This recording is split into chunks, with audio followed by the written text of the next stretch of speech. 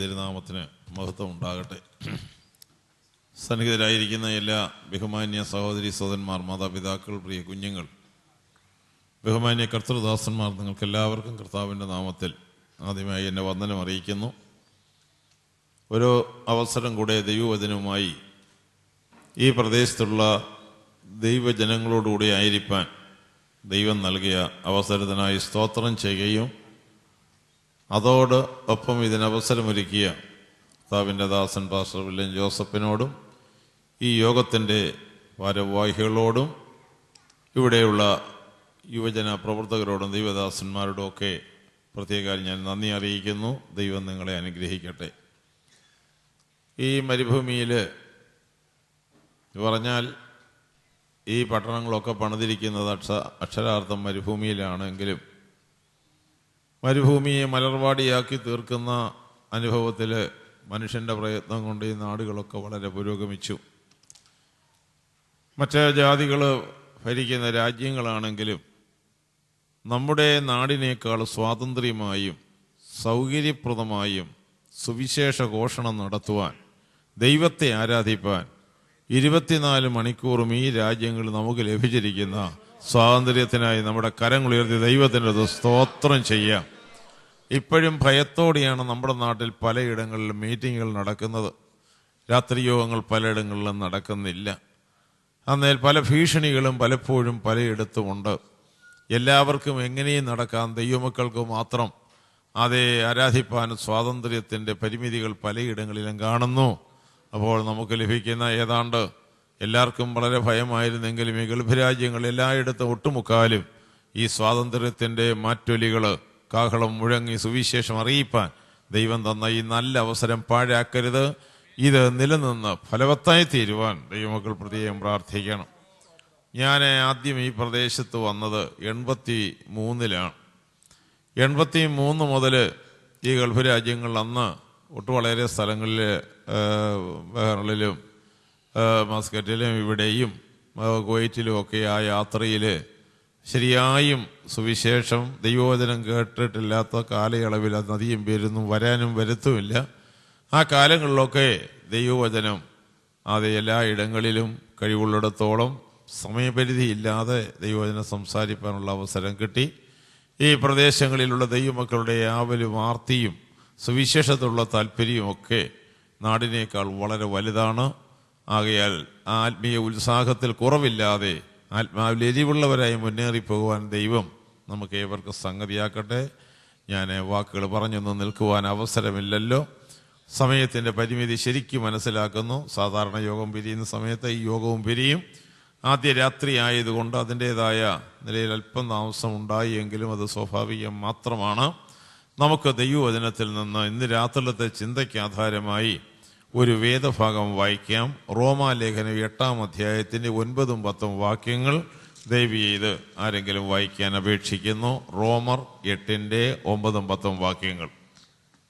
നിങ്ങളോ ദൈവത്തിന്റെ ആത്മാവ് നിങ്ങളിൽ വസിക്കുന്നു എന്ന് വരികിൽ ജഡസ്വഭാവമുള്ളവരല്ല, ആത്മസ്വഭാവമുള്ളവരത്രേ. ക്രിസ്തുവിന്റെ ആത്മാവില്ലാത്തവൻ അവനുള്ളവനല്ല. ക്രിസ്തു നിങ്ങളിൽ ഉണ്ടെങ്കിലോ ശരീരം പാപനിമിത്തം മരിക്കേണ്ടതെങ്കിലും ആത്മാവ് നീതി നിമിത്തം ജീവനാകുന്നു. മതി. ഇവിടെ ഈ റോമാലേഖനം വേദപുസ്തകത്തിലെ പുതിയ നിയമത്തിലെ 27 പുസ്തകങ്ങളിൽ ഏറ്റവും പഠിച്ചാലും പഠിപ്പിച്ചാലും തീരാത്തൊരു പുസ്തകമാണ്. വളരെ ആഴമേറിയ ഉപദേശ സത്യങ്ങളുടെ നിഗൂഢതകൾ ഒളിഞ്ഞിരിക്കുന്ന വളരെ പ്രാധാന്യപ്പെട്ടതായ ഉപദേശങ്ങളാണ് ഈ റോമാലേഖനം എന്ന് പറയുന്നത്. അതിൽ ഈ 8-ാം അധ്യായത്തിൻ്റെ 1-ാം വാക്യം തുടങ്ങുന്നത് തന്നെ ഒരു നല്ല വിളംബരമാണ്. ഇപ്പോൾ ക്രിസ്തുവേശുവിലുള്ളവർക്ക് ഒരു ശിക്ഷാവിധിയുമില്ല.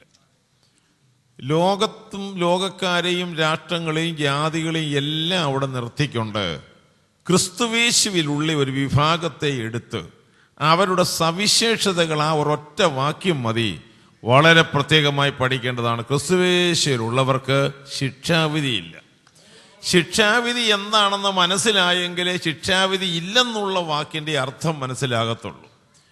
അതെ, കഴുകുമരത്തിലേറുവാൻ തൂക്കിൽ വിധിക്കിട്ടിരിക്കുന്ന ഒരാളിനോട് നിന്റെ കഴുകുമരം മാറ്റി നിന്നെ വെറുതെ വിട്ടിരിക്കുന്നു എന്ന് അതെ ഒരു കൽപ്പന ഉണ്ടായാൽ അത് അല്പം പ്രത്യേകതയുള്ള ഒരു വിഷയമാണ്.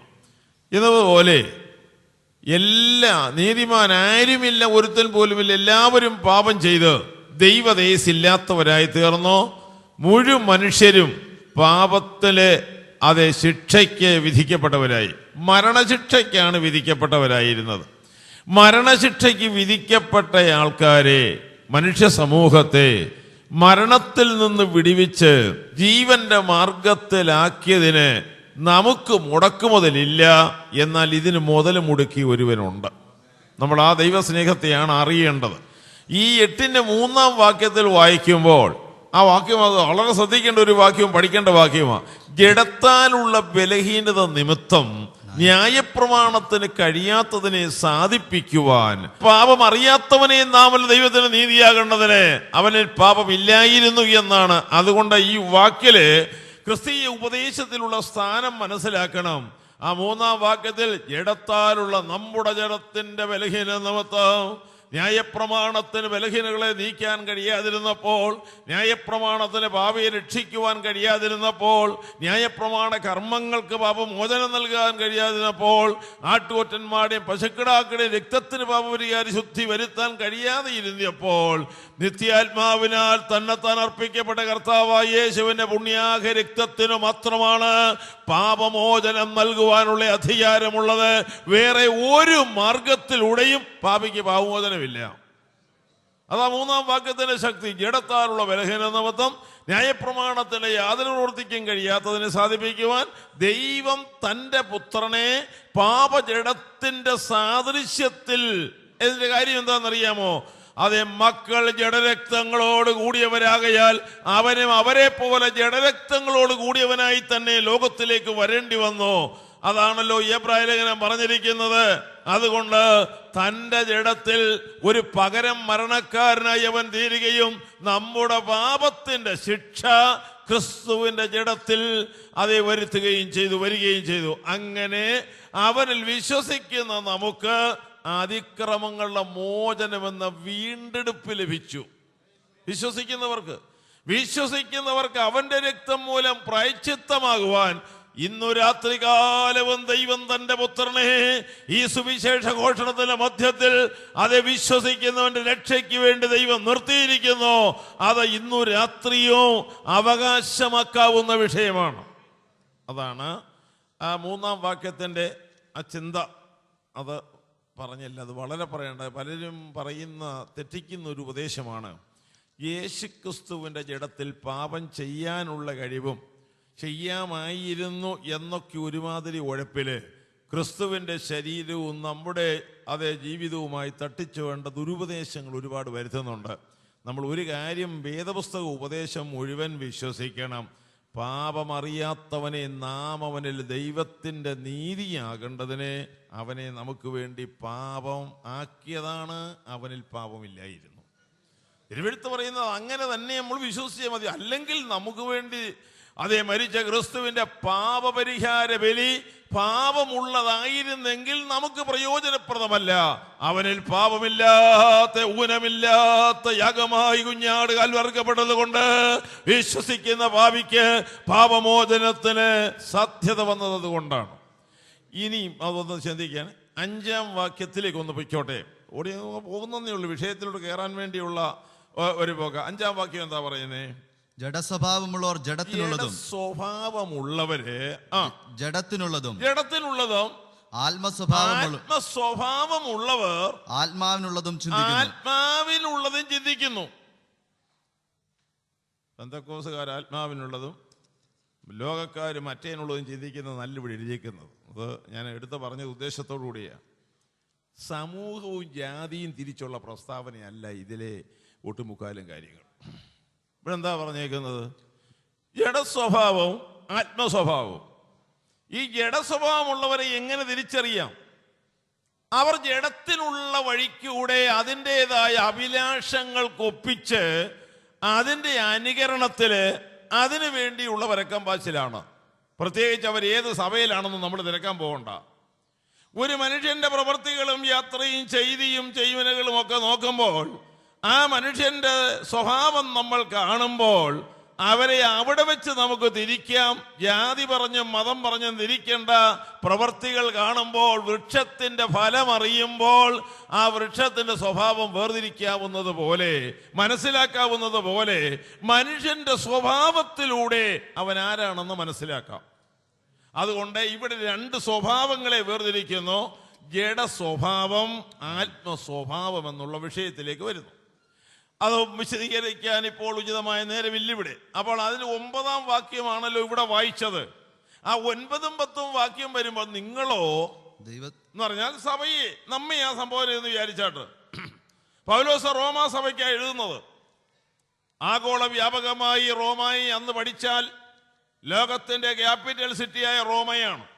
സംസ്കാര സമ്പന്നതയുടെയും സാമ്പത്തിക ശക്തിയുടെയും അധികാരത്തിന്റെ പടവാൾ ഉയർത്തി ലോകത്തെ മുനയ്ക്ക് വന വെട്ടിപ്പിടി നിർത്തിയിരിക്കുന്നതായ ആ റോമാ സാമ്രാജ്യത്തിന്റെ ക്യാപിറ്റൽ സിറ്റിയിലുള്ളതായ സഭ ഇന്നത്തെ ലണ്ടനെയോ അല്ലെങ്കിൽ ന്യൂയോർക്കിനെയോ പാരീസിലെയോ സഭകളെക്കാളൊക്കെ അപ്പുറത്ത് അഭിമാനം കൊള്ളുവാൻ വകയുള്ള അതേ വലിയ അന്തസ്സുറ്റ ഒരു സ്ഥലത്തെ സഭയാണ് റോമായിലെ സഭ. ആ റോമായിലെ സഭയോട് പറയുകയാണ്, നിങ്ങളോ റോമായിലായതുകൊണ്ട് നിങ്ങൾക്ക് പ്രത്യേകതയൊന്നുമില്ല. ക്യാപിറ്റൽ സിറ്റിയുടെ ആ പരിഷ്കാരങ്ങൾ കൊണ്ട് നിങ്ങൾക്ക് പ്രത്യേകത ഒന്നും പറയുന്നില്ല. നമ്മൾ അങ്ങനൊക്കെ കുറെ പറയും. എന്നാൽ ഇവിടെ നിങ്ങളോ ഏതു സിറ്റിയിലായാലും, ഏതു രാജ്യത്തായാലും, ഏതു സ്ഥാനത്തായാലും നിങ്ങളോ ദൈവത്തിന്റെ ആത്മാവ് നിങ്ങളിൽ ഉണ്ടെന്ന് വരികിൽ മാത്രമേ നിങ്ങൾക്ക് പ്രത്യേകതയുള്ളൂ. ദൈവത്തിന്റെ ആത്മാവ് നിങ്ങളിൽ ഉണ്ടെന്ന് വരികിൽ നിങ്ങൾ ജഡസ്വഭാവമുള്ളവരല്ല, നിങ്ങൾ ആത്മസ്വഭാവമുള്ളവരാണ്. അല്ലെങ്കിൽ റോമായി പാർക്കുന്ന നിങ്ങൾ അതെ ദൈവത്തിന്റെ ആത്മാവിന്റെ സ്വഭാവം ഇല്ലെങ്കിൽ നിങ്ങൾ ജഡീകന്മാരും ജഡസ്വഭാവക്കാരും ലോകക്കാരും ലോകത്തെ അനുകരിക്കുന്നവരുമാണ്. അങ്ങനെ സ്ഥലത്തിന്റെ മാറ്റും മഹിമയും ഒന്നും നോക്കി ആരെയും വേർതിരിക്കേണ്ട. അതെ, ക്രിസ്തീയ അനുഭവങ്ങളും ആത്മാ സ്വഭാവവും നോക്കിയാണ് കാര്യങ്ങളുടെ വേർതിരിവ് നമ്മൾ മനസ്സിലാക്കേണ്ടത്. നമ്മൾ ഇന്ന് സാമ്പത്തികം നോക്കിയും മറ്റ് ചില കാര്യങ്ങൾ ചുറ്റുപാടുകൾ നോക്കിയും വിദ്യാഭ്യാസം നോക്കിയും ആസ്തിയും മറ്റും പലതും നോക്കി വേർതിരിവ് നടത്തുമ്പോൾ പരിശുദ്ധാത്മാവിന് ആ വഴി കൂടെ വരാൻ സാധിക്കത്തില്ല. ദൈവത്തിന്റെ ആത്മാവില്ലാത്തവൻ അവനുള്ളവനല്ല.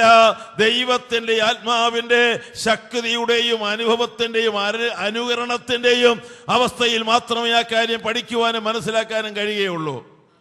അപ്പോൾ അവിടെ ഉപയോഗിച്ചിരിക്കുന്ന വാക്ക് നിങ്ങളോ ദൈവാത്മാവ് നിങ്ങളിൽ ഉണ്ടെന്ന് വരികിൽ, എത്ര വലിയ മഹാസിറ്റിയിലെ ആൾക്കാരായാലും, എത്ര വലിയ സമ്പന്നരായാലും, വിദ്യാസമ്പന്നരായാലും, സംസ്കാര സമ്പന്നരായാലും അതൊക്കെ അവിടെ ഉണ്ട്. അതിനൊന്നും ഒരു കുറവും അവിടെ ഇല്ല. പക്ഷെങ്കിൽ ഈ ഒരു കാര്യം മറക്കരുത്, അതുകൊണ്ട് ആത്മാവ് ഇവിടെ ഉണ്ടാകണമെന്നില്ല. അതേ സാധുക്കളായാലും പണക്കാരായാലും വിദ്യാസമ്പന്നന്മാരായാലും വിദ്യാവിഹീനരായാലും നമ്മെ മറ്റുള്ളവരിൽ നിന്ന് വ്യത്യസ്തരാക്കി നിർത്തേണ്ടത് ദൈവത്തിന്റെ ആത്മാവ് നമ്മിൽ അധിവസിക്കുന്നു. ആ സ്വഭാവം നമ്മൾ കാട്ടുന്നത് കൊണ്ട് മറ്റുള്ളവർ അറിയത്തക്ക നിലകളിൽ ദൈവാത്മാവ് അധിവസിക്കുന്ന നടത്തുന്ന ഇവർ മറ്റുള്ളവരെ പോലെയല്ല, ഇവർ വ്യത്യസ്ത സ്വഭാവക്കാരാണെന്ന് നമ്മുടെ സ്വഭാവം കണ്ടാണ്, അഥവാ പെന്തക്കോസ്തുകാരെ കണ്ടാണ് ലോകം പഠിക്കേണ്ടത്. ഇവർ പ്രത്യേക സ്വഭാവക്കാരാണ്, ഒരു ലേബലിന്റെ മുമ്പിലല്ല. അതൊക്കെ അവിടെ ഇരുന്നോട്ടെ, അതിനെ ഒന്നും ചെയ്യണ്ട. പക്ഷെ ലേബലെന്നുള്ളതല്ല ഇവിടെ വിഷയം, സ്വഭാവം എന്നുള്ളതാണ് വിഷയം. അത് നമ്മുടെ സ്വഭാവം ആത്മാവിനാലും വചനത്താലും വീണ്ടും ജനനം പ്രാപിച്ചവരാണെങ്കിൽ അവരോർത്തിരിക്കണം, അവർ ആത്മസ്വഭാവക്കാരായിരുന്നേ മതിയാകത്തുള്ളൂ. ഇത് ഈ വേദപുസ്തകത്തിന്റെ ആദ്യ വാക്യം മുതല് പരിശുദ്ധാത്മാവിന് സ്ഥാനമുണ്ട്. ചിലരൊക്കെ പറയും പഴയ നിയമത്തിൽ ഒന്നും വലിയ കാര്യമായിട്ടില്ലെന്ന്. അല്ല, അങ്ങനല്ല. പഴയ നിയമത്തിൽ 1-ാമത്തെ ഭാഗം മുതൽ ദൈവത്തിന്റെ ആത്മാവ് വെള്ളത്തിന്മീതെ പൊരുന്നിരുന്നു. അവിടെ മുതൽ ദൈവാത്മാവിനെ കാണാൻ കഴിയുന്നു. അതെ, യോസെഫിനെ പ്രത്യേകതയുള്ളവനാക്കിയത് അവന്റെ വിദ്യാഭ്യാസം കൊണ്ടല്ല, അങ്ങനൊന്നും പറയാനില്ലായിരുന്നല്ലോ. പിന്നെ അടിമത്തത്തിലും ഒരു ജയിലറയിലും കിടന്നു ജീവിതമാകപ്പാടെ വിഷമത്തിലും ഭാരത്തിലുമായി തീർന്ന ഒരു മനുഷ്യനെ ഫറവോന്റെ മുമ്പിൽ കൊണ്ടുവരുമ്പോൾ നീ പഠിച്ച കോളേജ് ഏതാ, നീ യൂണിവേഴ്സിറ്റി ഏതാ, കേംബ്രിഡ്ജ് ആണോ ഓക്സ്ഫോർഡ് ആണോ പഠിച്ചതെന്നല്ല ചോദിച്ചത്.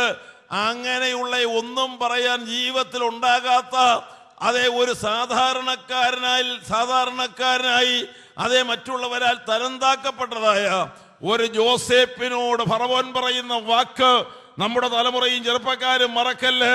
ദൈവത്തിന്റെ ആത്മാവുള്ള ഇവനെ പോലെ ഒരുത്തനെ നമ്മുടെ രാജ്യത്തെങ്ങാണം കണ്ടെത്തുവാൻ കഴിയുമോ? ഫറവോന്റെ ഡിക്ഷണറിക്കകത്ത് ഇല്ലാത്ത വാക്കാണ് അവൻ എടുത്തത്. ദൈവത്തിന്റെ ആത്മാവുള്ള ഈ യോസേപ്പിനെ പോലെ മിസ്രൈമ്യ സാമ്രാജ്യത്തിൽ ഒരുത്തനുമില്ല.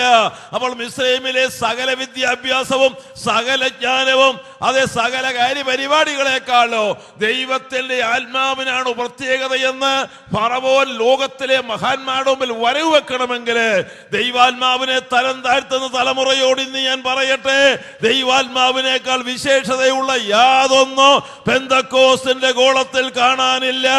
പെന്തക്കോസ്തുകാരെ നമ്മളെ അത് ജയത്തിന്റെ പാതയിൽ ഇത്രത്തോളം കൊണ്ടുവന്ന പരിശുദ്ധാത്മാവിനെ മറികടന്ന് നമ്മൾ പോകരുത്. ആത്മസ്വഭാവത്തിന് വിധേയനും അധീനരുമായിരിക്കണം നമ്മൾ ഓരോരുത്തരും എന്നുള്ളത് നമ്മെ സംബന്ധിക്കുന്ന ഏറ്റവും പ്രധാനപ്പെട്ട കാര്യമാണ്. വേദപുസ്തകത്തിൽ പരിശുദ്ധ തൃത്വത്തെ കുറിച്ചുള്ള പഠനം അത്യന്താപേക്ഷിച്ച് നമ്മുടെ സഭകളിലോ പൊതുവിലോ പ്രസംഗങ്ങളിലോ വളരെ കുറച്ച് വളരെ വിരളമായി മാത്രമേ അത് കേൾക്കാൻ പോലും കഴിയുകയുള്ളൂ. അത്ഭുതങ്ങളും അടയാളങ്ങളും കാര്യങ്ങളും കാര്യപരിപാടികളൊക്കെ നീട്ടി പറയുമ്പോൾ അടിസ്ഥാനപരമായ നിലനിൽപ്പിന്റെ ഉപദേശം എന്താണെന്ന് പലപ്പോഴും മനസ്സിലാകുന്നില്ല, പറയുന്നില്ല.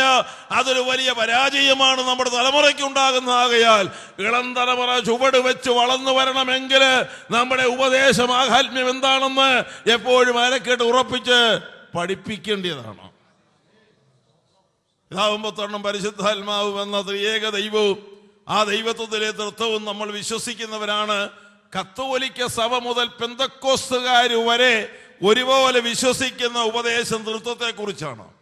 തൃത്വത്തെക്കുറിച്ചുള്ള പഠിപ്പിക്കുകയും പഠനവും അതേ പൊതുവെ അംഗീകാരയോഗ്യമാണ്. ക്രൈസ്തവ സൊസൈറ്റികളിൽ 1-2 സമൂഹങ്ങൾ ഒഴിച്ച് എല്ലാവരും തൃത്വത്തെക്കുറിച്ച് വിശ്വസിക്കുന്നവരും പഠിപ്പിക്കുന്നവരുമാണ്. അനുഭവത്തിൽ പാളിപ്പോയാലും അതേ ഉപദേശത്തിൽ ആ കാര്യങ്ങൾക്ക് കുറെ ഏകീകരണമുണ്ട്. ഞാൻ അതിലോട്ടൊന്ന് കടക്കാൻ ഒക്കുകയില്ല, ആഗ്രഹമുണ്ടെങ്കിലും പിതാവായ ദൈവമെന്ന് പറയുന്നത് അദൃശ്യനായ ദൈവമാണ്. ആരും ഒരു നാളും കണ്ടിട്ടില്ല, കാണുവാൻ കഴിയത്തുമില്ലെന്ന്. കൂടുതൽ വാക്യങ്ങൾ പറയാൻ ഒക്കുകയില്ലെങ്കിലും പൗലോസ്ലീഹ 1 തീമോഥെയോസ് 6-ാം അധ്യായം 15 മുതൽ പറഞ്ഞു വരുമ്പോൾ ധന്യനായ ഏകാധിപതിയും രാജാതിരാജാവും കർത്താവുമായി അടുത്തുകൂടാത്ത വെളിച്ചത്തിൽ വസിക്കുന്നവരും താൻ മാത്രം അവർത്യതയുള്ളവനും മനുഷ്യരാരും കണ്ടിട്ടില്ലാത്തവനും കാണാൻ കഴിയാത്തവനുമായവൻ തക്ക സമയത്ത് ആ പ്രത്യക്ഷത വരുത്തുമെന്ന് പറഞ്ഞാൽ പിതാവായ ദൈവത്തെ അതുവരെ ആരും കണ്ടിട്ടില്ല, കാണാൻ കഴിയത്തുമില്ലെന്നുള്ള ആ പ്രസ്താവന കൊണ്ട് അദൃശ്യനായ ഒരു ദൈവം നമുക്കുണ്ട്. എങ്കിലും അവന്റെ പ്രവൃത്തികളെല്ലാം ദൃശ്യമാണ്. അങ്ങനെ അത് പഠിച്ചാൽ പോരാ, അത് വളരെ ആഴമായി പഠിക്കേണ്ട ഒരു കാര്യമാണ്. അദൃശ്യനായ ദൈവം. അതേ മോശ വിശ്വാസത്തിൽ അദൃശ്യ ദൈവത്തെ കണ്ടെത്താം. പഴയ നിയമം പുതിയ നിയമം തമ്മിൽ പാളിപ്പോകുന്നില്ല. കർത്താവായ യേശു ലോകത്തിലേക്ക് വന്നപ്പോൾ അവന്റെ മടിയിരുന്ന് ഏകജാതനായ പുത്രൻ അവനെ ലോകത്തിൽ വെളിപ്പെടുത്തി. ദൈവത്തെ ആരും ഒരു നാളും കണ്ടിട്ടില്ല എന്ന കാര്യം ക്രിസ്തു അംഗീകരിച്ച് വരവ് വെച്ചത് പഠിപ്പിച്ചിട്ടുണ്ട്. ഞാൻ അത് കൂടുതൽ തെളിവിൽ പോകേണ്ട കാര്യമില്ല. ദൈവത്തെ കണ്ടിട്ടില്ല, ആർക്കും കാണാൻ കഴിയില്ല. അത് പിതാവായ ദൈവത്തിന്റെ ആളത്വത്തെ സംബന്ധിക്കുന്നതാണ്. പിന്നെ പുത്രൻ എന്തോന്നാ? പുത്രനായ ദൈവം അദൃശ്യനായ ദൈവത്തിന്റെ പ്രതിമയാണ്. അവനിലല്ലോ ദൈവത്തിന്റെ സർവസമ്പൂർണതയും ദേഹരൂപമായി എഴുന്നള്ളി വസിച്ചത്. ഫിലിപ്പോസേ, എന്നെ കണ്ടെന്നല്ല പിതാവിനെ കണ്ടിരിക്കുന്നു എന്നാണ് യേശു പഠിപ്പിച്ചത്. യേശു ക്രിസ്തുവിനെ ദർശിക്കുന്ന ഒരു വ്യക്തിക്ക് പിതാവിനെ ദർശിക്കുവാൻ കഴിയുന്നത് പോലെ ക്രിസ്തുവിനെ ദർശിക്കുന്ന ഒരു വ്യക്തി ക്രിസ്തുവിനെ കാണാൻ സാധിക്കണമെന്നുള്ളതാണ് നമ്മെ സംബന്ധിച്ചുള്ള ദൈവഹിതം. ഇവർ ക്രിസ്തുവിനോട് കൂടെയുള്ളവരെന്ന് ഏത് സ്ഥിതിയിലും മനസ്സിലാക്കാൻ ആ സ്വഭാവത്തിന്റെ അനുകരണമാണ് ഉണ്ടാകേണ്ടത്. അതുകൊണ്ട് ക്രിസ്തു അദൃശ്യനായ ദൈവത്തിന്റെ പ്രതിമയും ദൃശ്യമായ ദൈവത്വത്തിന്റെ സമ്പൂർണതയുമാണ്. വേദപുസ്തക ഉപദേശം അനുസരിച്ച് അതങ്ങനെയാണ് മനസ്സിലാക്കാൻ കഴിയുന്നത്. പരിശുദ്ധാത്മാവ് എന്താ? പരിശുദ്ധാത്മാവിനെ സംബന്ധിച്ചാണ് ഈ പുതിയ നിയമസഭ എന്ന് പറയുന്നത്. പരിശുദ്ധാത്മാവിന്റെ യുഗമായത്. പരിശുദ്ധാത്മാവിൽ ആരംഭിച്ച സഭയാണ്. പരിശുദ്ധാത്മാ അന്നത്തെ പ്രത്യേകത എന്ന് പറയുന്നത് പിതാവിനെയും പുത്രനെയും സംബന്ധിച്ച് അവിടെ പഠിപ്പിക്കുന്ന വിഷയമല്ല. പരിശുദ്ധാത്മാവ് അളത്തപരമായ സ്വർഗമഹിമയിൽ നിന്ന് ഇറങ്ങി താണലോകത്തിലെ സിയോൻ മാളിക മുറി വന്ന് കൂടിയിരുന്നവരെയൊക്കെയും നിറച്ചോ. അവർ ആത്മാവിൽ വൻകാര്യങ്ങൾ സംസാരിച്ചു തുടങ്ങി. ലോകം അതേ പരിശുദ്ധാത്മാവിന്റെ പ്രവൃത്തിയെ ദർശിക്കാൻ തുടങ്ങിയത് അവിടെ വെച്ചാണ്. പരിശുദ്ധാത്മാവ് പഴയ നിയമത്തിൽ 63 ശയ്യാവിൽ 2 വട്ടം പറഞ്ഞിട്ടുണ്ട്. ദൈവത്തിന്റെ പരിശുദ്ധാത്മാവിനെ ദുഃഖിപ്പിച്ചു. ദൈവം അവരുടെ ഉള്ളിൽ പരിശുദ്ധാത്മാവിനെ കൊടുത്തവൻ എവിടെ? പരിശുദ്ധാത്മാവ് എന്ന വാക്ക് തന്നെ യെശയ്യാവ് 2 വട്ടം 63 ഉപയോഗിച്ചിട്ടുണ്ട്. 51 അധ്യായത്തിൽ സങ്കീർത്തനത്തില് പാപം ചെയ്ത ദാവീദ് അതേ വീണ് കിടന്നുരുണ്ട് നിലവിളിച്ച് കരയുമ്പോൾ നിന്റെ പരിശുദ്ധാത്മാവിനെ എന്നിൽ എടുക്കരുതേ എന്ന് അതേ വീണ് കേണപേക്ഷിക്കുന്നു. അപ്പോൾ പരിശുദ്ധാത്മാവ് അകത്താണ്, ദൈവം കൊടുത്തതാണ്. അതേ ആ വസ്തുതകളുടെ എല്ലാം അടിസ്ഥാനപരമായി ചെന്ന് ഉപദേശത്തോടെ വ്യക്തമാക്കുന്നു. അപ്പോൾ ഇന്നിവിടെ കൂടിയിരിക്കുന്ന ദൈവമക്കളെ, ദൈവ പെന്തക്കോസ്തുകാരാണ് ഇതിനകത്തെ ബഹുഭൂരിപക്ഷമൊന്നും എനിക്കറിയാം. രക്ഷിക്കപ്പെടാത്തവരൊക്കെ നമ്മുടെ യോഗങ്ങൾ വളരെ വിരളമായ വരികയുള്ളൂ. എന്നാൽ ദൈവമക്കൾക്ക് നാൾ കഴിയും തോറും ഉപദേശത്തിന്റെ ശക്തിയും അത് ഉപദേശത്തിന്റെ പരിജ്ഞാനവും ഉപദേശത്തിന്റെ അറിവും നമ്മിൽ വർദ്ധിച്ചു വന്നെങ്കിലേ പറ്റുകയുള്ളൂ. അതുകൊണ്ട് വളർച്ചയിൽ കുഞ്ഞുങ്ങളായിട്ടിരിക്കരുത്. അതേ ക്രിസ്തീയ വിശ്വാസികൾ വളർച്ചയിൽ നല്ല യോദ്ധാക്കളായി നല്ല യുവത്വത്തിന്റെ പ്രസരിപ്പിൽ ആത്മീയ വളർച്ചയിൽ നമ്മൾ മുൻപോട്ട് വരണം. നാം പുറകോട്ട് കുറഞ്ഞു പോകുന്നവരല്ല, ആത്മീയ വളർച്ചയിൽ നിറഞ്ഞു വരുന്നവരായി തീരണമെന്നാണ് ഈ വേദപുസ്തകം. ക്രിസ്തുവാകും തലയോളം വളരണമെന്നാണ്, ദൈവത്തിന്റെ നിറവിനോളം നിറഞ്ഞു വരണമെന്നാണ് നമ്മെക്കുറിച്ച് പഠിപ്പിക്കുന്നത്. എന്നും ഒരേ മാതിരിയുള്ള കാര്യപരിപാടിയിലെ ശ്ലോകം ചൊല്ലിക്കൊണ്ടിരിക്കുകയല്ല. അനുദിനം വിശ്വാസി ആത്മീയ വളർച്ചയുടെ പടികളെ കയറി കയറി ആ ദൈവത്തിന്റെ നിറവിനോളം നിറഞ്ഞു വരുന്ന ആത്മീയ അനുഭവം ഉണ്ടായെങ്കിലേ മതിയാകത്തുള്ളൂ. ശൈലി മാറ്റണം, അതേ പതിവുകൾ മാറണം. നമ്മുടെ ഉപദേശത്തിന്റെ ശ്രേഷ്ഠതകൾ അതിന്റെ ആഴത്തിൽ നിന്ന് മനസ്സിലാക്കി പഠിച്ച് അത് അനുകരിച്ച് ദൈവത്തിന് സ്തോത്രം ചെയ്യണം. അതാണ് ദൈവത്തിന്റെ ആത്മാവിനെ നമ്മുടെ ഉള്ളിൽ തന്നിരിക്കുന്നു. പരിശുദ്ധാത്മാവ് വിശ്വാസിയുടെ ഉള്ളിൽ പരിശുദ്ധാത്മാവിനെ തന്നിരിക്കുന്നു. അത് വീണ്ടും ജനനം എന്ന് പറയുന്ന അനുഭവം നമുക്കുണ്ട്. അത് ദൈവാത്മാവിനാലും വചനത്താലുമാണ് നമ്മൾ വീണ്ടും ജനിച്ചത്. എന്നാൽ വീണ്ടും ജനനം നടന്നതുകൊണ്ട് പരിശുദ്ധാത്മസ്നാനത്തെയോ ആത്മനിറവിനെയോ മാറ്റി കളയാൻ സാധ്യമല്ല. അതൊരു പ്രത്യേക അനുഭവമാണ്. നിങ്ങൾക്കറിയാമല്ലോ, വാക്യം ഞാൻ വായിപ്പിക്കേണ്ട നേരമില്ലാത്തതുകൊണ്ടാണ്. യേശു ക്രിസ്തു ആത്മാവിൽ ജനിച്ചു. ലൂക്കോസ് 1 അധ്യായത്തിലെ പ്രതിപാദ്യം ആ വിഷയത്തെക്കുറിച്ച് വളരെ ശക്തമായി പറയുന്നു. അവൻ ആത്മാവിൽ ജനിച്ചു, പരിശുദ്ധാത്മാവിൽ ജനിച്ചു. പരിശുദ്ധാത്മാവ് നിന്റെ മേൽ വരും, ഉൽപ്പാദിതമാകുന്ന വിശുദ്ധ പ്രജ ദൈവപുത്രൻ വിളിക്കപ്പെടും. ആത്മാവിൽ ജനിച്ചവനാണ്. 2:40 വരുമ്പോൾ അവൻ ആത്മാവിൽ വളർന്നു, ജ്ഞാനം നിറഞ്ഞു, ദൈവകൃപ അവൻ മേലുണ്ടായിരുന്നു. ആത്മാവിൽ ജനിച്ചതുകൊണ്ട് ആയില്ല, അവൻ ആത്മാവിൽ വളർന്നു. അനുകരണീയമായ ഒരു മാതൃകയാണത്. അത് കഴിഞ്ഞ് 3 അധ്യായത്തിന്റെ 16 വാക്യത്തിലേക്ക് വരുമ്പോൾ ബെത്ബാറാക്കടവിൽ യോഹന്നാന്റെ കൈക്കീഴ് സ്നാനമേൽക്കുമ്പോൾ യേശു പരിശുദ്ധാത്മാവ് നിറഞ്ഞവനായി അതേ സ്നാനത്തിൽ വെള്ളത്തിൽ പൊന്തി വന്നപ്പോൾ പരിശുദ്ധാത്മാവ് ഇറങ്ങി വന്ന് യേശുവിനെ നിറച്ചു. അതേ ജനനം മതിയായിരുന്നെങ്കിൽ, വളർച്ച മതിയായിരുന്നെങ്കിൽ പിന്നെ ഒരു അഭിഷേകത്തിന്റെ ആവശ്യകത എന്താണ്? യെശയ്യാ 61 അധ്യായത്തിന്റെ 1 മുതലുള്ള വാക്യങ്ങളിൽ അത് എളിയവരോട് സത്വർത്തമാനം ഘോഷിപ്പാൻ യഹോവയായ കർത്താവിനെ അഭിഷേകം ചെയ്തുവെന്ന് പ്രവചന വചനത്തിന് നിവൃത്തിയായിട്ട് യേശുവിനെ പരിശുദ്ധാത്മാവിലും ശക്തിയിലും അഭിഷേകം ചെയ്തു എന്ന് പത്രോസ് തന്റെ പ്രവൃത്തി പുസ്തകത്തിലെ പ്രസംഗത്തിൽ എടുത്തു പറയുന്നുണ്ട്. അത് അനിവാര്യമാണ്, നിഷേധിപ്പാനാവതല്ല. 4:1 വാക്യത്തിൽ യേശു പരിശുദ്ധാത്മാവ് നിറഞ്ഞവനെ മരുഭൂമിയിലേക്ക് പോയി ഉപവാസത്തിലും പ്രാർത്ഥനയിലും ഇരുന്ന് സാത്താനോട് പോരാടി ജയിച്ചതായിട്ട് കാണുവാൻ കഴിയുന്നു. അതേ അധ്യായത്തിന്റെ 16 വാക്യത്തിൽ അവൻ പരിശുദ്ധാത്മാവിൽ ശക്തിയോടെ മടങ്ങി ഗലീലയിലേക്ക് വലിയ പള്ളിയിൽ വന്നു എന്ന് അവിടെ എഴുതിയിരിക്കുന്നു. പരിശുദ്ധാത്മാവ് നിറഞ്ഞു വന്ന പിന്നെയാണ് പുസ്തകം വായിക്കാൻ വായനക്കാർ കൈ കൊടുത്തത്. ഇന്ന് അതൊന്നും ഇല്ലേലും എല്ലാം നടക്കും. എന്നാൽ പരിശുദ്ധാത്മാവ് നിറവിന്റെ അനുഭവം കൊണ്ട് ഉണ്ടാകേണ്ട വ്യതിയാനങ്ങളും വ്യത്യാസങ്ങളും അനുഭവങ്ങളുമൊക്കെ ഇതിനകത്ത് മെൻഷൻ ചെയ്തിരിക്കുന്നത് അത് പഠിച്ച് ഗ്രഹിക്കാൻ ആത്മാവ് നിറഞ്ഞ ഒരു വ്യക്തിയെ അതിന് പൊതു ശുശ്രൂഷയുടെ മുമ്പിലേക്ക് കൊണ്ടുവരുന്ന ഒരു രംഗം ഇവിടെ കാണുവാൻ കഴിയുന്നു.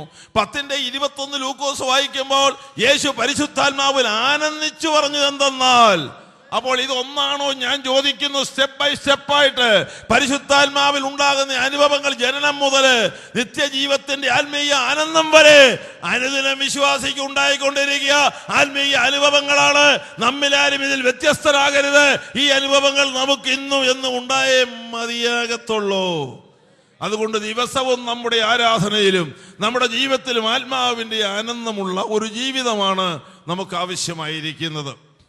നിങ്ങളോ ദൈവത്തിൻ്റെ ആത്മാവ് നിങ്ങളിൽ ഉണ്ടെന്ന് വരികിൽ നിങ്ങൾ ആരാ? ദൈവത്തിൻ്റെ ആത്മാവ് നമ്മിലുണ്ടെന്ന് വരികിൽ നമ്മൾ ആരാ? ഞാൻ അതിലോട്ടൊരല്പം കടക്കാൻ സമയമുള്ളല്ലോ, അതുകൊണ്ട് സമയപരിധിക്കകത്ത് നിൽക്കുകയും വേണം. ആ വാക്കിൻ്റെ അർത്ഥം എന്താ? ദൈവാത്മാവ് നിങ്ങളിൽ ഉണ്ടെന്ന് വരികിൽ നിങ്ങൾ ജഡസ്വഭാവമുള്ളവരല്ല, ആത്മസ്വഭാവമുള്ളവരാ. ഇവിടെ ഇരിക്കുന്ന സകല നിയമക്കളോട് ഞാൻ പറയുന്നു, നമ്മൾ ജഡത്തിനൊപ്പിച്ച് ജഡവികാരമുള്ളവരായി, ജഡത്തെ അതിന്റെ നിലയിൽ പോഷിപ്പിക്കുന്നവരായി, ആത്മീയതയുടെ അനുഭവങ്ങളില്ലാതെ പിന്നോക്കം നമ്മൾ പോയാൽ ഇതെവിടെ കൊണ്ടുപോകാനാ? ഇതാരെ കാണിക്കാനാ? ഇതാർക്ക് കൊടുക്കാനാ? ആരെ പ്രസാദിപ്പിക്കാനാ? എന്റെയും നിന്റെ ജീവിതത്തില് പരിശുദ്ധാത്മാവിന്റെ ചൈതന്യമില്ലെങ്കിൽ തമ്പുരാൻ ആ ജീവിതത്തിൽ ഒരു പങ്കും ഉണ്ടാകത്തില്ല. പരിശുദ്ധാത്മാവിന്റെ അനുഭവങ്ങളും അനുഗ്രഹങ്ങളും ആ കവിഞ്ഞൊഴുക്ക് നമ്മിൽ വന്നെങ്കിൽ ഇവൻ എൻ്റെ പ്രിയപുത്രനാണ്, ഇവന് ഞാൻ പ്രസാദിച്ചിരിക്കുന്നു ദൈവം വിളിച്ചു പറഞ്ഞപ്പോൾ പരിശുദ്ധാത്മ സ്നാനത്തിന്റെ അതേ ആ അനുഭവത്തെ നോക്കിക്കൊണ്ട് സ്വർഗം വിളിച്ചു പറയാണ്, ഇവൻ എൻ്റെ പ്രിയപുത്രനാണ്. പ്രിയമക്കൾക്ക് കൊടുക്കാനുള്ള ആത്മീയ അനുഭവങ്ങളും അനുഗ്രഹങ്ങളുമാണ് അതെന്ന് ആ വിളംബരത്തിലൂടെ നമുക്ക് മനസ്സിലാക്കുവാനായിട്ട് കഴിയുമല്ലോ. ദൈവമക്കളെ, എപ്പോഴും സ്വഭാവം മാറി ആത്മസ്വഭാവമുള്ളവരായിരിക്കണം. ഈ ലോകത്തിൽ ജീവിക്കുമ്പോൾ വൈകാരികമായും പിന്നെ ആത്മീയതയ്ക്ക് വൈരുദ്ധ്യമായും പിന്നെ ദൈവപ്രമാണത്തിന് വിരുദ്ധമായും ഒക്കെ കാര്യങ്ങൾ നീങ്ങുമ്പോൾ നമ്മളൊന്ന് ഓർത്തോണോ, ആ വഴിക്ക് പോകേണ്ടവരല്ല. ആത്മസ്വഭാവക്കാരായി അത് ജീവിതത്തിൽ പ്രദർശിപ്പിക്കേണ്ടതാണ്. ഒരു പ്രാവ് ഏതെങ്കിലും അശുദ്ധിയിൽ ഇരിക്കുമോ? വിശന്നാൽ ആ പ്രാവ് അയോഗ്യമായ അശുദ്ധമായത് ഭക്ഷിക്കുമോ? ഇല്ല. അഥവാ ഏത് നിലയിൽ പഠിച്ചാലും വിശന്നാലും അതെ ചത്താലും ഒരു പ്രാവിന്, ഒരു ജീവിക്ക് അതിൻ്റെതായ ഒരു നിലയിലുള്ള ഒരു അന്തസ്സും നിലയും നിലവാരവും ഉണ്ട്.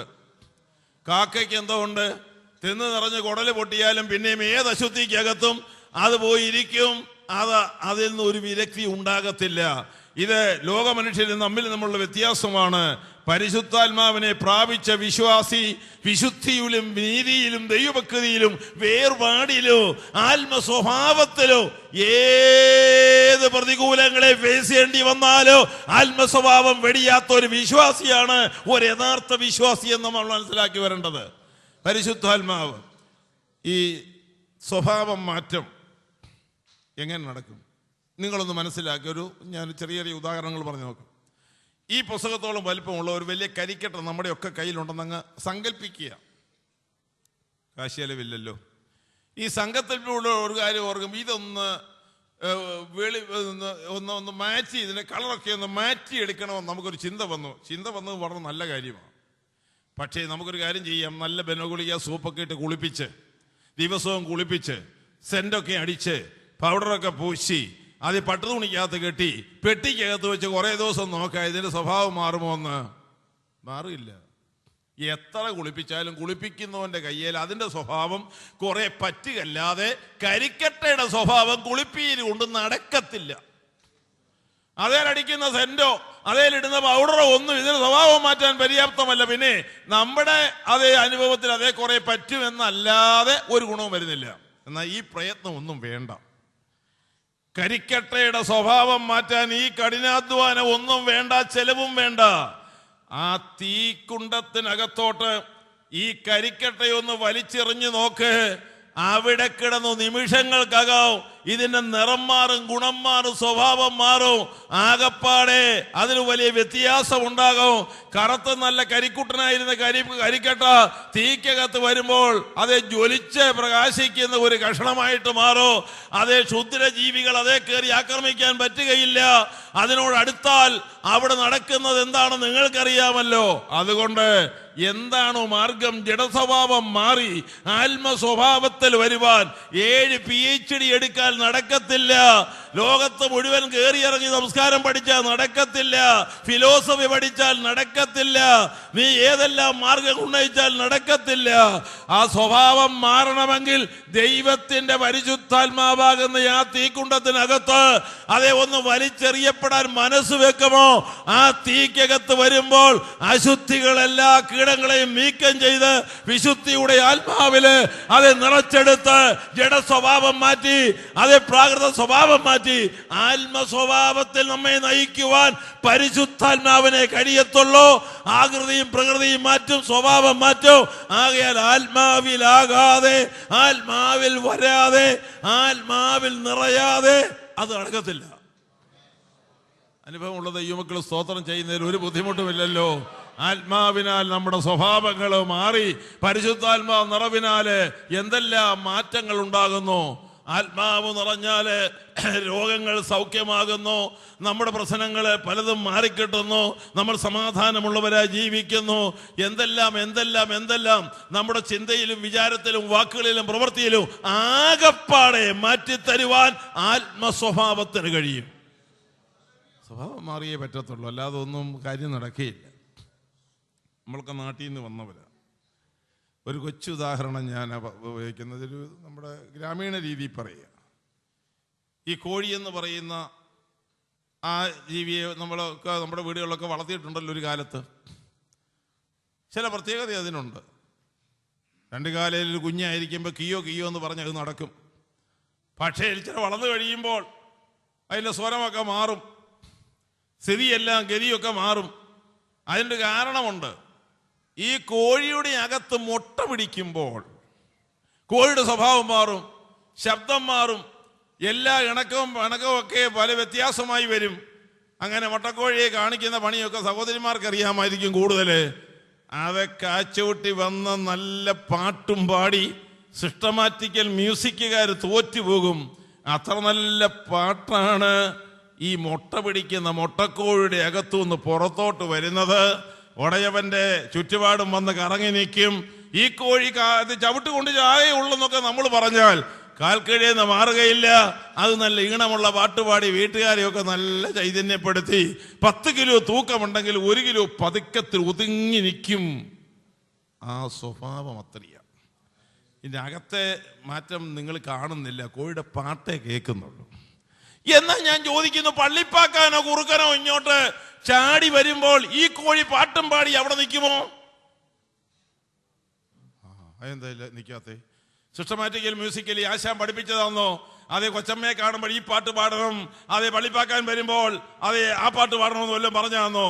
ഒരൊറ്റ അലർച്ചയെ ഒരു ശബ്ദവും കൊണ്ട് പള്ളിപ്പാക്കാന് ക്ഷുദ്രജീവിയോ ആകാശത്തോടൊരു പരുന്ത് പറക്കുകയോ ചെയ്തു കഴിഞ്ഞാൽ കോഴി അലച്ചു വിളിച്ച് എവിടെങ്കിലും പോയി അഭയം തേടും. ഒരു കോഴിക്കകത്ത് ഫലമുണ്ടായപ്പോൾ അതിന് ഇത്രയും മാറ്റം വന്നെങ്കിൽ ദൈവത്തിന്റെ പരിശുദ്ധാത്മാവ് അകത്ത് വന്നാൽ മാറ്റം വന്നില്ലെന്ന് പറയുന്നതിന്റെ കാരണം പിന്നെ കണ്ടുപിടിക്കണം.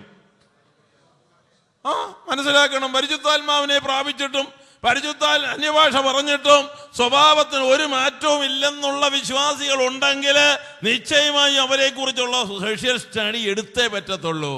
എന്നാൽ ഒരു ജീവി അത് പറയുന്നു, അങ്ങനെയല്ല, അതിന് വ്യത്യാസമുണ്ട്. ഇണങ്ങേണ്ടിടത്ത് ഇണങ്ങി, അത് നിൽക്കേണ്ടിടത്ത് നിന്ന്, ഫലം കൊടുക്കേണ്ടിടത്ത് ഫലം കൊടുത്ത് അതിൻ്റെ അകത്ത് ഫലമുണ്ടായപ്പോൾ അതിൻ്റെ സ്വഭാവം മാറി. ഇനി ഞാൻ ചോദിക്കട്ടെ, ഈ കോഴിക്ക് മുട്ടയങ്ങ് തീർന്നു. നമ്മളിതിന് ഒരു ശീലം മുട്ടയെന്നൊക്കെ അങ്ങ് പറയുമല്ലോ, മുട്ടയങ്ങ് തീർന്നു. ഈ കോഴിയുടെ സ്വഭാവം എന്താകും? നമ്മുടെയൊക്കെ ഇടയിൽ മുട്ട തീർന്നതുണ്ട്, പക്ഷേ നമുക്കറിയത്തില്ലല്ലോ. ഇതിൻ്റെ കുഴച്ചിലെവിടെയാണ്? മുട്ട തീർന്നാൽ, ഫലം തീർന്നാൽ 10 കിലോ തൂക്കമുള്ള കോഴി 1 കിലോയിൽ എല്ലും തൊലിയുമായിട്ട് മാറും. പക്ഷെങ്കിൽ 10 കിലോയൊക്കെ വലിപ്പത്തിൽ ഈനാമ്പിച്ച് പോലെ ഈ പൂടയും എല്ലാം അങ്ങോട്ട് വികസിപ്പിച്ച് നിന്നിട്ട് പോര് പിടിക്കുന്നത് കണ്ടാൽ പട്ടാളക്കാർക്ക് പോലും ഒതുക്കാൻ വയ്യാൻ തോന്നിപ്പോകും. കാര്യം എന്താണെന്നറിയാമോ? അകത്ത് ഫലമില്ലാഞ്ഞിട്ടാണ് ഈ പെരുക്കം. കൂട്ടിക്കേറുകയില്ല, കയറിയ വാതുക്കലെ ഇരിക്കൂ, ഒന്നിനെ കയറ്റി വിടത്തില്ല. അതേ കൊച്ചമ്മയെ കൊത്തും, വീട്ടുകാരെ കൊത്തും, കൈ കാണുന്നവരെ എല്ലാം കൊത്തും. ഒരിണക്കവുമില്ല. പിണക്കമല്ലാതെ ഇണക്കമെന്ന് പറയുന്ന ഒരു സംഭവം അവിടെയില്ല. കാര്യം എന്താണെന്ന് മനസ്സിലായോ? ഇതാ മുട്ട തീർന്നു പോയി. ഒരിക്കലുണ്ടായിരുന്നു, അന്ന് നല്ല സ്വഭാവമായിരുന്നു. മുട്ട തീർന്നു പോയി. ഇപ്പോഴേ പറഞ്ഞതിൻ്റെ അർത്ഥം മനസ്സിലാക്കാവുന്നവർ മനസ്സിലാക്കട്ടെ. ആത്മസ്വഭാവം മാറിപ്പോയാൽ വ്യക്തികളിൽ വരുന്ന വ്യതിയാനങ്ങൾ സഹിക്കാനാവാത്തതാണ്. അത് സഭകൾക്ക് അപകടമാണ്, ചുറ്റുപാടുകൾക്ക് അപകടമാണ്, അതൊരു വലിയ പ്രയാസമാണ്. അതുകൊണ്ട് ദൈവാത്മ അധിവാസം ജീവിതത്തിൽ ഒരിക്കലും കുറഞ്ഞു പോകാതെ ആത്മാവിൽ നിറഞ്ഞു വരണം, ആത്മാവിൽ വളർന്നു വരണം, ആത്മാവിൽ ആരാധിച്ച് ബലപ്പെട്ട് അത് ഇരിക്കണം. അതുകൊണ്ട് പെന്തക്കോസ്തുകാർ ദൈവമക്കളെ, നമ്മുടെ ആത്മീയ ആരാധനയ്ക്ക് മങ്ങൽ വരരുത്, നമ്മുടെ ആത്മീയമായ വളർച്ചയ്ക്ക് താഴ്ച വരരുത്. അതുകൊണ്ട് ഇന്ന് ഈ രാത്രികാലം അല്പസമയം നമ്മൾ ആയിരിക്കും. നിങ്ങൾ ഓർക്കേണ്ട ഒരു കാര്യം, എന്റെ ആത്മീയ നിലവാരത്തിൽ താഴ്ചയാണോ ഉണ്ടായിട്ടുള്ളത്? എന്റെ ആത്മീയ നിലവാരത്തിൽ ഉയർച്ചയാണോ ഉണ്ടായിട്ടുള്ളത്? നിങ്ങളോ ദൈവത്തിന്റെ ആത്മാവ് നിങ്ങളിൽ ഉണ്ടെന്ന് വരികില് അതെ, നിങ്ങൾ ജഡസ്വഭാവക്കാരല്ല, നിങ്ങൾ ആത്മസ്വഭാവക്കാർ തന്നെയാണ്. അത് നമ്മളെ കുറിച്ച് നമ്മളാ വിധി എഴുതേണ്ടത്. ഇതെങ്ങും ചെന്ന് സഭയെ മാർക്കിട്ടോ കമ്മിറ്റിക്കാർ പറയേണ്ടതോ നാട്ടുകാർ പറയണ്ടല്ലോ. നമുക്കറിയാം ദൈവാത്മാവ് എന്നെ നടത്തുന്നു, ദൈവാത്മാവിൽ അധിവസിക്കുന്നു, ദൈവാത്മാവിന്റെ സ്വഭാവം. ആ സ്വഭാവം ജീവിതത്തിൽ പകർത്തുവാൻ കഴിയുന്നതാണ് ആത്മസ്വഭാവമുള്ള കൂട്ടര്. വ്യക്തികളായാലും കൂട്ടരായാലും അതങ്ങനെയാണ് ഒരു കാര്യം. ഞാനൊരു വേറൊരു സംഭവം പറയുമ്പോൾ, തൃശ്ശൂർ പൂരത്തിൽ നടന്ന ഒരു സംഭവം, കുറെ വർഷങ്ങൾക്ക് മുമ്പ് തൃശ്ശൂർ പൂരത്തിൽ നടന്ന ഒരു സംഭവം. കേരളം കണ്ടതിലേക്കും വലിയ രണ്ട് കവികളാണ് കുഞ്ചൻ നമ്പ്യാരും എഴുത്തച്ഛനും.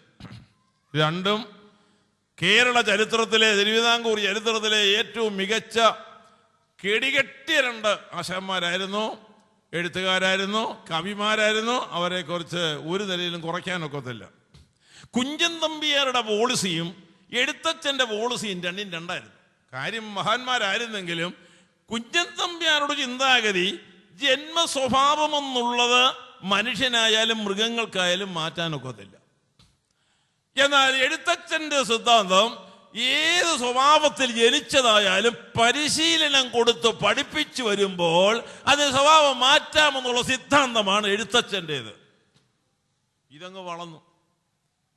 അവരുടെ സിദ്ധാന്തങ്ങളിൽ ഇത് വളരെ പ്രദർശിപ്പിച്ചു. എഴുത്തിലും പദ്യത്തിലും ഗദ്യത്തിലും വേദിയിലും ഒക്കെ. ഒടുവിൽ തൃശ്ശൂർ പൂരത്തിലെ ഒരു വലിയ കമ്മിറ്റിയുണ്ട്.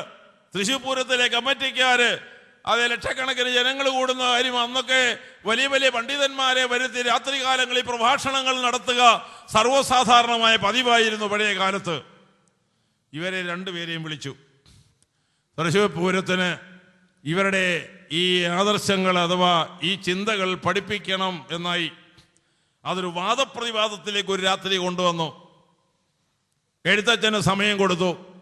എഴുത്തച്ഛൻ നല്ല സഭ്യമായ ഭാഷയിൽ സിദ്ധാന്തം വ്യക്തമായി പറഞ്ഞ് അവതരിപ്പിച്ചോ. ഏതു ജീവിയായാലും ഏതു വ്യക്തിയായാലും പഠിപ്പിച്ചു പരിശീലിപ്പിച്ചാൽ അതിനൊപ്പിച്ച് സ്വഭാവം മാറ്റിയെടുക്കാമെന്ന്. കുഞ്ചൻ നമ്പ്യാര് പറഞ്ഞു, എന്ത് പറഞ്ഞാലും ഏത് ജീവിയായാലും ഏത് മനുഷ്യനായാലും ജന്മസ്വഭാവം എന്തോ ആ സ്വഭാവത്തിനനുസരിച്ച കാര്യങ്ങൾ നീങ്ങത്തുള്ളതുമായി. രണ്ടു വാദങ്ങളായി. ഒടുവിൽ 10 ജഡ്ജിമാരിരിപ്പുണ്ട് മാർക്കിടാൻ. അവർ പറഞ്ഞു, ഈ തൃശ്ശൂർ പൂരത്തിന് ഒരു 1/4 മാർക്ക് ആർക്കും കൂടുതൽ തരാനൊക്കത്തില്ല. രണ്ടുപേര് ശരിക്കും സമർത്ഥിച്ചു. കട്ടക്കട്ടയ്ക്ക് നിൽക്കുകയാണ്. അടുത്ത തൃശ്ശൂർ പൂരത്തിൽ പ്രാക്ടിക്കൽ കാണിക്കാമെങ്കിൽ ഇതിൻ്റെ കണ്ടിന്യൂസ് ആയിട്ട് അംഗീകരിച്ച് മാർക്കിടാമെന്ന് പറഞ്ഞു. പിരിച്ചുവിട്ടു. അടുത്ത തൃശ്ശൂർ പൂരത്തിന് വന്ന് പ്രാക്ടിക്കൽ കാണിക്കണമല്ലോ. എഴുത്തച്ഛൻ പോയി തൻ്റെ വീട്ടിലുണ്ടായിരുന്നൊരു പൂച്ചയെ അതെ വൈകിട്ട് രാമായണം വായിക്കാൻ സമയമാകുമ്പോൾ തൻ്റെ അടുത്ത് അതെ വിളിച്ചു വരുത്തി മരോട്ടിക്കായുടെ മോടം ചെത്തി അതിനകത്തുള്ള അരിയെല്ലാം എടുത്തു കളഞ്ഞിട്ട് അതിനകത്ത് എണ്ണ ഒഴിച്ച് നിറച്ച് തിരിയിട്ട് ഈ പൂച്ചയുടെ തലയിൽ വെക്കും. ആ പൂച്ച തലയിൽ ഇരിക്കുന്ന ഈ ദീപക്കാഴ്ചയും കൊണ്ട് എഴുത്തച്ഛൻ രാമായണം വായിക്കുമ്പോൾ രാമായണത്തിന് വെട്ടം പിടിച്ചു കൊടുക്കും. വെളുക്കോളം എഴുത്തച്ഛൻ പുസ്തകം രാമായണം വായിച്ചാലും രാമായണത്തിന് ഇവൻ പിടിക്കുന്ന ഏകാഗ്രതയിൽ നിന്ന് പൂച്ചയ്ക്ക് യാതൊരു മാറ്റവുമില്ല. നാട്ടുകാരൊക്കെ ഈ വിവരമറിഞ്ഞു, ജഡ്ജിമാരും ഈ വിവരങ്ങൾ അറിഞ്ഞു. എഴുത്തച്ഛൻ ജയിച്ചുപോയി. ഒരു പൂച്ചയെ കൊണ്ട് സന്ധ്യ മുതൽ പാതിരാത്രിയോ വെളുപ്പാങ്കാലം വരെയോ രാമായണം വായനയ്ക്ക് ദീപം പിടിക്കാനുള്ള കഴിവെന്ന് പറഞ്ഞാൽ അതെന്തു വലുതാണ്, പഠിപ്പിക്കേണ്ട ഗുണമാണെന്ന് പറഞ്ഞു. ശരി, നമ്മുടെ മുമ്പേ പറഞ്ഞ കുമാരനാശാന് കുഞ്ഞൻ നമ്പ്യാർ ഈ വിവരം അറിഞ്ഞു, ഇങ്ങനെയൊക്കെയുള്ള കാര്യങ്ങൾ നടക്കുന്നുണ്ടെന്ന്. കുഞ്ഞൻ നമ്പ്യാരെ ആരും അറിയാതെ ഒരു പ്രാക്ടിക്കല് തയ്യാറാക്കി. അതെന്താന്ന് ചോദിച്ചാൽ ഒരു തടിക്കൂടൊക്കെ പുള്ളിക്ക് ഉണ്ടാക്കി, അതിനകത്തൊരു ജീവിയൊക്കെ കരുതി തൃശ്ശൂർ പൂരത്തിൻ്റെ ഈ വലിയ കാര്യങ്ങളൊക്കെ സമർത്ഥിച്ച് വരുമ്പോൾ അതിൻ്റെ പ്രാക്ടിക്കറ്റിന് പുള്ളി ഒരു ചെറിയ കളമൊരുക്കി. അന്ന് തൃശ്ശൂർ പൂരം വന്നു, എഴുത്തച്ഛനെ വിളിച്ചു, എഴുത്തച്ഛന് സമയം കൊടുത്തു. വെളുപ്പാങ്കാലം 3 മണി വരെ രാമായണം വായന തന്നെ. രാമായണം വായന. പൂച്ച വന്നു, മരോട്ടിക്ക ദീപം തലയിൽ വെച്ചു, വട്ടം കറങ്ങി നടന്ന് ഈ ജനലക്ഷങ്ങൾ കാണുക ദീപം പിടിച്ചു കൊടുത്തു. ജയിച്ചു പോയെന്ന് പറഞ്ഞ് കയ്യടി കൊണ്ട് തൃശ്ശൂരോട് ഇളകി. രക്ഷപ്പെട്ടു, ജയിച്ചു, എഴുത്തച്ഛന് സമ്മാനം എന്നല്ല എല്ലാവരും കൂടെ വിളിച്ചു പറയാൻ തുടങ്ങി. ഒടുവിൽ സമയം കഴിഞ്ഞു. പിന്നെ അവിടുത്തെ ജഡ്ജിമാരും ചുമതലക്കാരും പറഞ്ഞു, ഇനിയും കുഞ്ഞൻ നമ്പ്യാർക്ക് വല്ലതും പറയാനുണ്ടെങ്കിൽ പറയാം, കാരണം പറയാനൊന്നുമില്ലല്ലോ, കണ്ടല്ലോ ഇത്.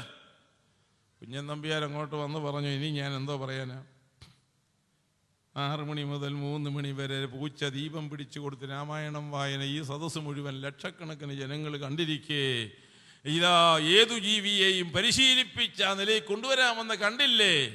എന്നാൽ അതൊക്കെ അങ്ങനെ ഇരിക്കട്ടെന്ന് പറഞ്ഞേച്ച് പുള്ളിക്കാരൻ്റെ ഒരു പല്ലവിയിലോട്ട് പുള്ളി പ്രവേശിച്ചു.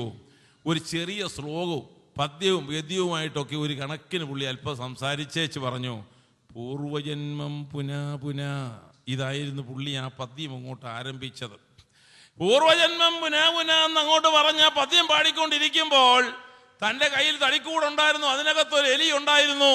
ആ എലിയുടെ ആ കൂടിനെങ്ങോ പുള്ളി അഡ്ജസ്റ്റ് ചെയ്ത് വെച്ചിരുന്നതിന് ഒരു ഞെക്ക് വെച്ച് കൊടുത്തു.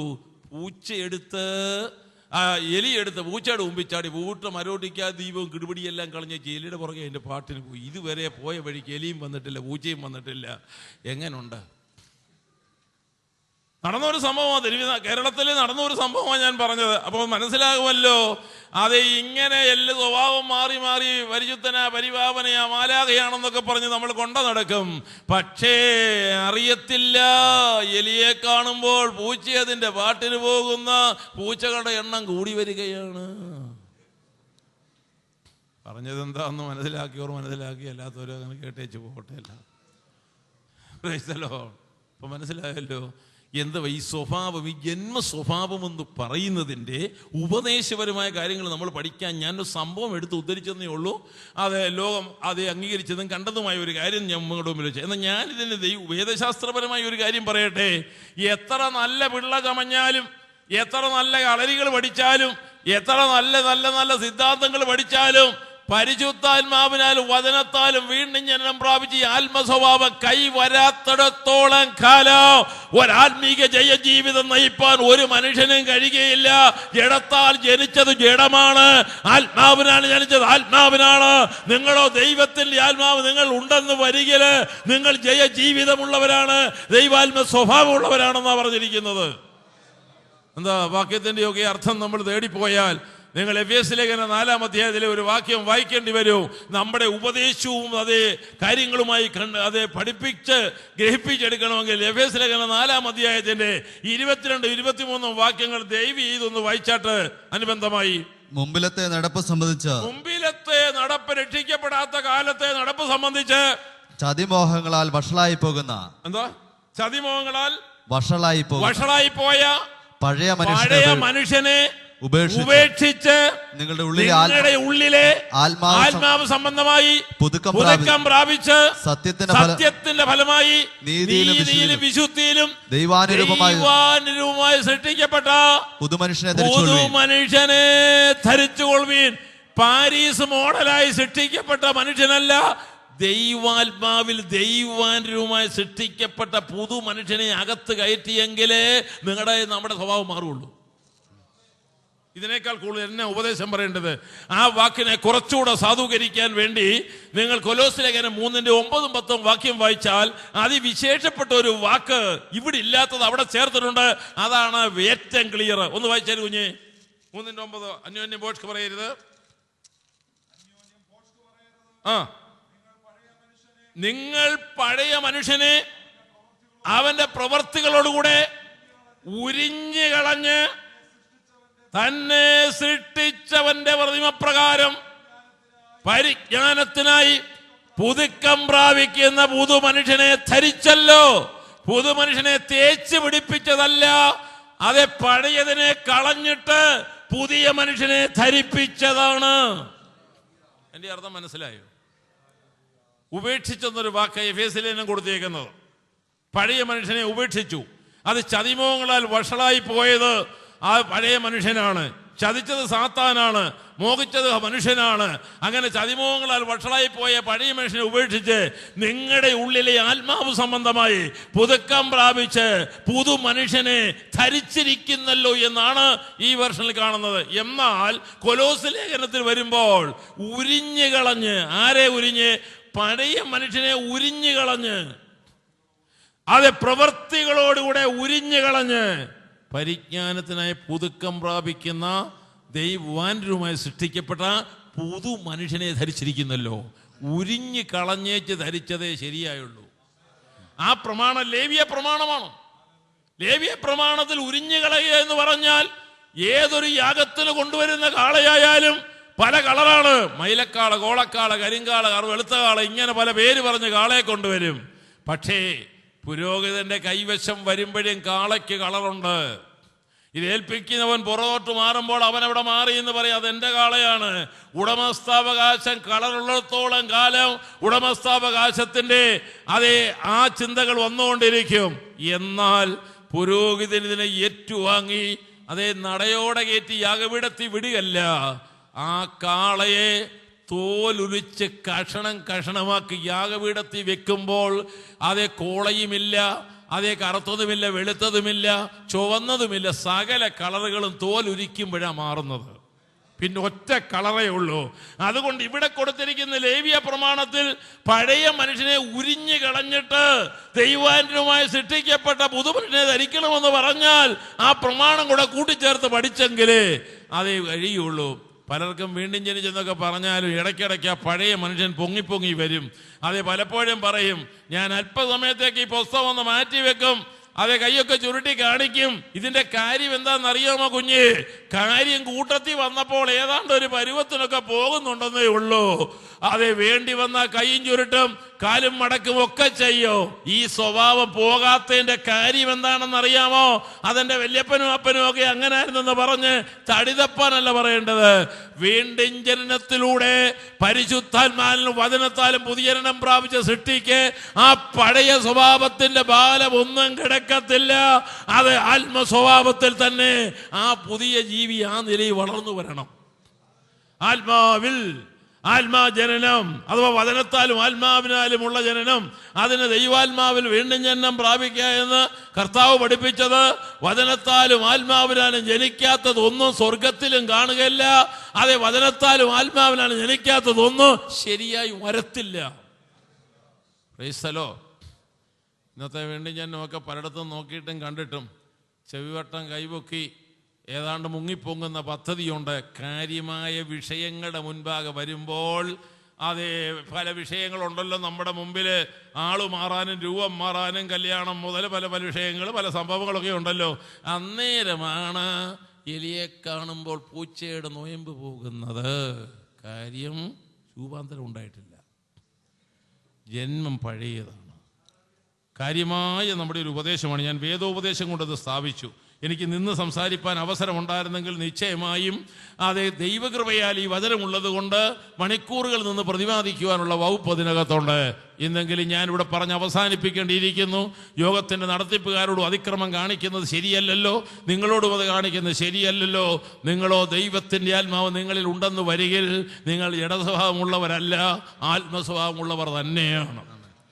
ഒരു വാക്യം കൂടെ ഞാൻ പറയുന്നു. ജഡത്തിൽ ജീവിക്കാൻ നമുക്ക് ജഡീക വികാരങ്ങളോ അശുദ്ധമായ ചിന്തകളോ വന്നു ഭവിച്ചാൽ അത് ഈ ശരീരം അതേ ലോകത്തിലല്ലേ ജീവിക്കുന്നത്, ഈ പ്രകൃതിയും ചുറ്റുപാടും ഒക്കെ കാണുമ്പോൾ അതിനനുസരിച്ചൊക്കെ ചിലതൊക്കെ മാറിപ്പോവുകയല്ലേ എന്ന് നിങ്ങൾ ചോദിച്ചാൽ അതിനെ അതിജീവിക്കാൻ നമുക്ക് തന്നിരിക്കുന്ന ഉപദേശം എന്താണെന്ന് ഞാനത് വ്യക്തമാക്കി ഇവിടെ ഇരിക്കാം. ഒരു വാക്യം കൂടെ വായിച്ചുകൊണ്ട് റോമാലേഖനം 8-ാം അധ്യായം തന്നെ മറുപടി പറയട്ടെ.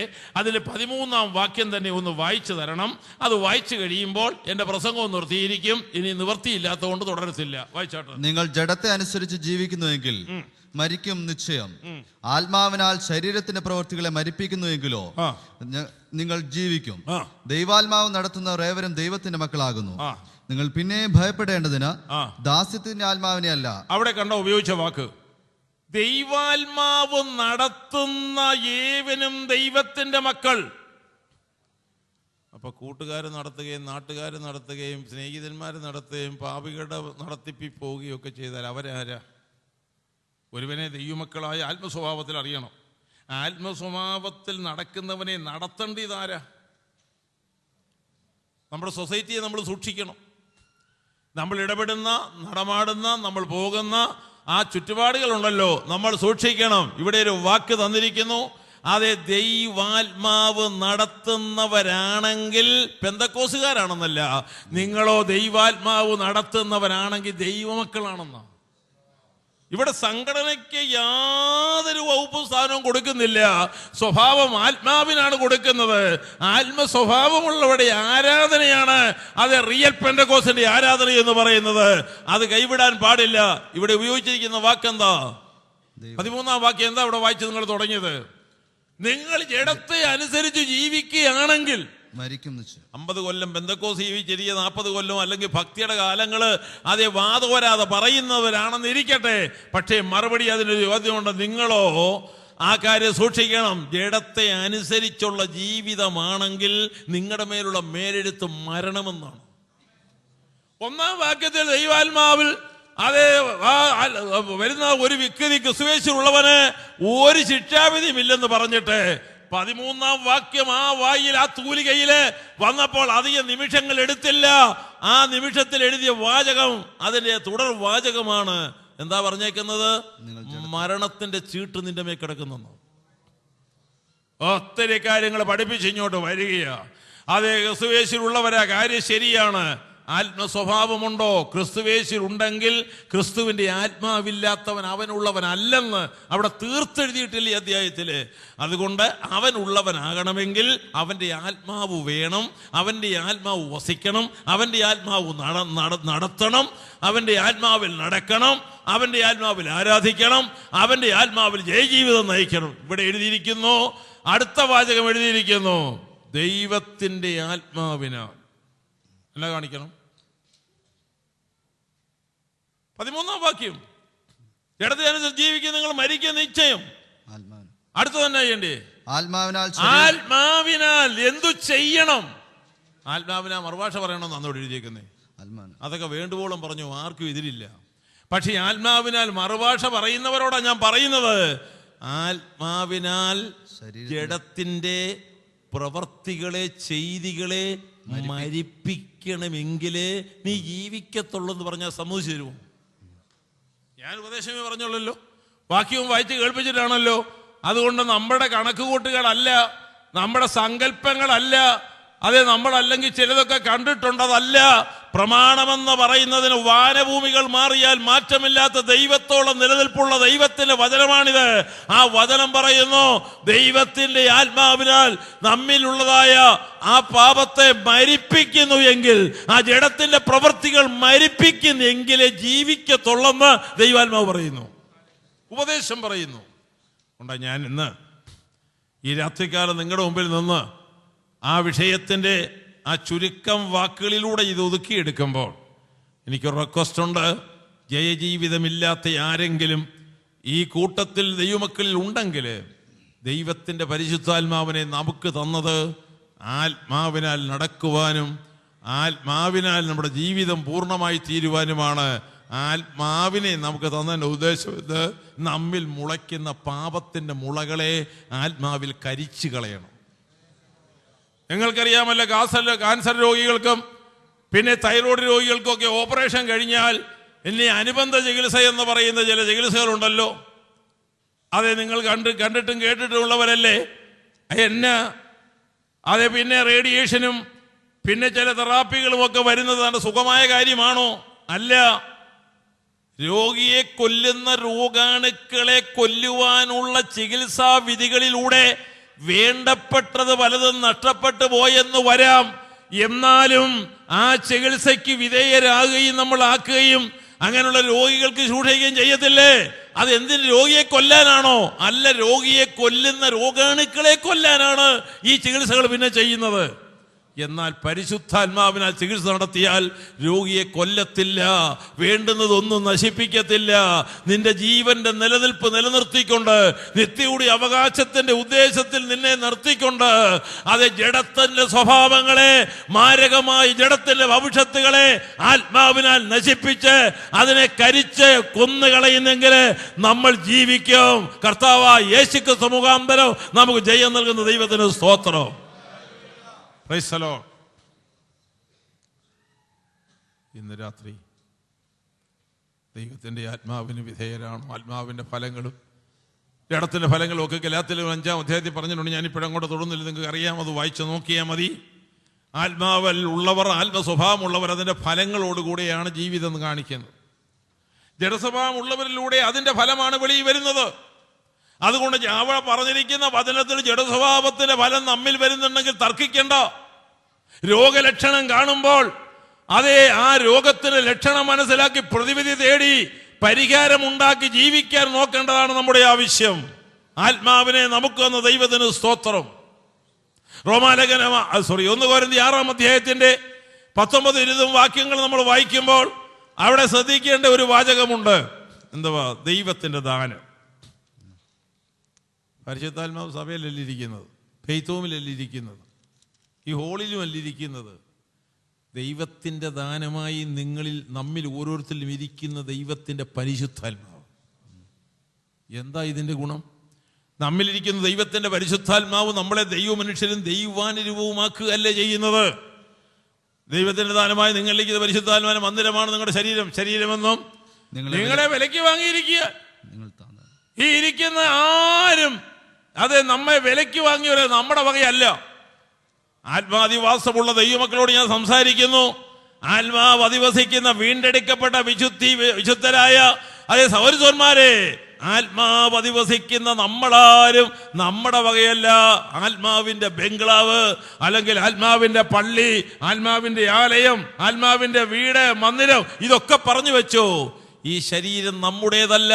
പരിശുദ്ധാത്മാവിനെ താമസിപ്പിച്ച് നമ്മുടെ വീണ്ടെടുപ്പ് നാളിനായ മുദ്രയിട്ട് നമ്മെ നിത്യയിലെത്തിക്കുവാൻ ദൈവാനുരൂപമാക്കി നമ്മെ പൂർണ്ണതയിലും അത് എത്തിക്കുന്ന പരിശുദ്ധാത്മാവിനെ നമുക്ക് തന്ന ദൈവത്തിന് സ്തോത്രം.